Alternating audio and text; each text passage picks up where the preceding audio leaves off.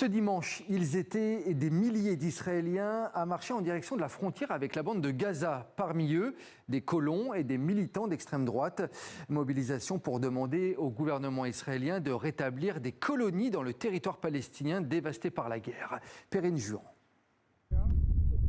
Par la route, à travers les collines, des milliers d'Israéliens convergent vers la frontière avec Gaza. Sur leur chemin, policiers et soldats les empêchent de pénétrer dans le territoire palestinien. Nous sommes venus ici avec une exigence claire, que le Premier ministre israélien Benjamin Netanyahou revienne s'installer dans la bande de Gaza. Ils nous ont évacués d'ici, du Gush Katif, il y a 20 ans. Nous ne resterons pas silencieux et nous n'abandonnerons pas. Nous voyons l'énorme développement qu'il y a en Judée et Samarie, en Cisjordanie. Nous exigeons que ce soit ainsi ici à Gaza. Et nous sommes venus ici pour dire clairement que nous revenons ici avec plus de vigueur et de force. L'objectif des participants est clair, accentuer la pression sur le gouvernement afin qu'il rétablisse les colonies juives dans la bande de Gaza. J'ai bon espoir que cela fonctionnera et que nous y retournerons pour y vivre dès que possible. Sur cette banderole, les colons annoncent une révolution des colonies. Pour eux, cette manifestation n'est que le début. À terme, nous récupérerons davantage de territoire, mais nous commençons ici. Nous commençons par la partie nord où rien ne justifie que les Juifs, le gouvernement israélien et le peuple israélien ne puissent pas revenir s'y installer. Après 30 ans d'occupation, Israël avait décidé de retirer ses troupes et ses colons en 2005.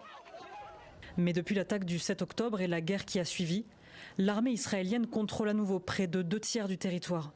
Malgré le cessez-le-feu signé il y a 9 mois, les violences sont quotidiennes à Gaza. Ce week-end, une frappe israélienne a causé la mort d'au moins 11 personnes. Plus de 2 millions de Gazaouis dépendent encore de l'aide internationale. Et en plateau avec nous, Slimane Zeguidour. Bonsoir Slimane. Bonsoir.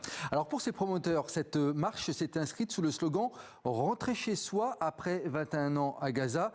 Allusion au retrait au printemps 2005 de 8000 colons et au démantèlement, le rappel, de 21 colonies de Gaza.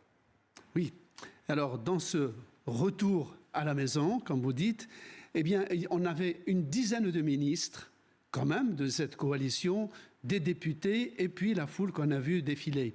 Eh bien, ce qu'ils veulent faire, c'est recréer 3 colonies dans le nord de Gaza qui appelleraient évidemment à la création d'autres.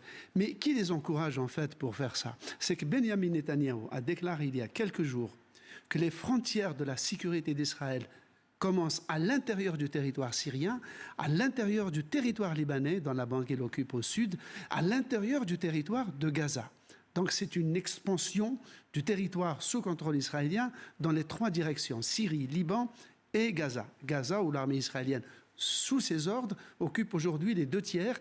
Et regardez la carte sur la masse verte, il y a 2 millions de Palestiniens sur 120 km², ce qui fait à peu près une densité entre 16 000 et 20 000 personnes au km² qui vivent dans des conditions infra-humaines.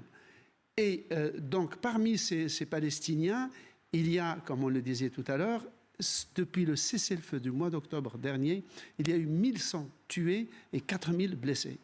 Ce qui veut dire que le plan de Trump annoncé avec en grande pompe, avec ses 20 points, aucun de ces points n'a été respecté jusqu'à aujourd'hui.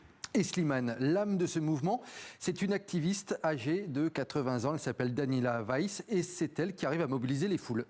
Ah oui, c'est vraiment l'égérie des colons, la passionnariat, et qui est d'ailleurs sous sanction aux États-Unis, au Canada, en Grande-Bretagne et en Europe, parce qu'elle a défrayé la chronique dernièrement dans la BBC au mois d'avril. Par exemple, à la question de savoir est-ce que vous seriez d'accord pour la déportation des Palestiniens de Gaza hors de leur patrie, elle a répondu, elle a dit, écoutez, la question ne se pose même pas, les Palestiniens sont sortis de l'histoire, ils n'en font plus partie. Le décryptage de Slimane Zeguidour. Merci beaucoup Slimane.